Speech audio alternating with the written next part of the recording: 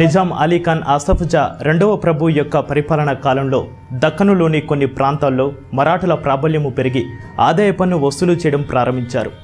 దీనిని రెండు ప్రభుత్వాలు అని కూడా పిలిచేవారు. 1650లో ముష్టిపల్లి వీరారెడ్డి, ఐజా, తరూర్ మొదలైన మహల్లకు నాడగౌడుగా ఉండేవాడు. వీరారెడ్డికి మగ సంతానం లేకపోవడం వల్ల తన ఏకైక కుమార్తెకు వివాహం చేసి అల్లుడు పెద్దారెడ్డిని ఇల్లరికము తెచ్చుకున్నాడు. వీరారెడ్డి తర్వాత అల్లుడు పెద్దారెడ్డి నాడగౌడు అయ్యాడు. పెద్దారెడ్డికి ఆనందగిరి, సోమగిరి అనే ఇద్దరు కుమారులు ఉండగా చిన్న కుమారుడే సోమనాద్రి, సోమన్న భూపాలుడిగా ప్రసిద్ధుడయ్యాడు. సోమన్న 1704 నుండి నాడగౌడికము చేసి కృష్ణానది తీరాన గద్వాలకోట నిర్మించి తుంగభద్రకు దక్షిణమున రాజ్యాన్ని బనగనపల్లె, ఆదోని, నంద్యాల, ఆత్మకూరు, అహోబిలం, కర్నూలు మొదలైన ప్రాంతాలకు విస్తరింపజేశాడు.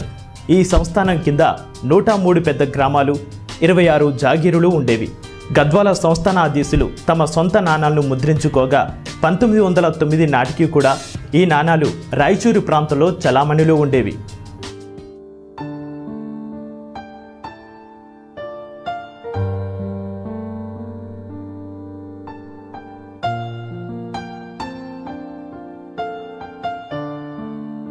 గద్వాల సంస్థాన ప్రభుల ఇలవేల్పిన శ్రీ చెన్నకేశవ స్వామి ఆలయాన్ని నిర్మించిన తర్వాత పెద్ద సోమ భూపాలుడు రాజధానిని పూడూరు నుంచి గద్వాలకు మార్చాడు.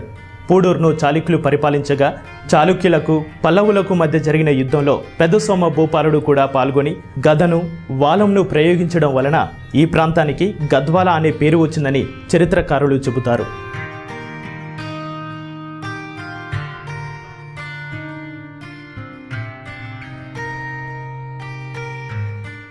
Watch, share and subscribe to cbc9.news.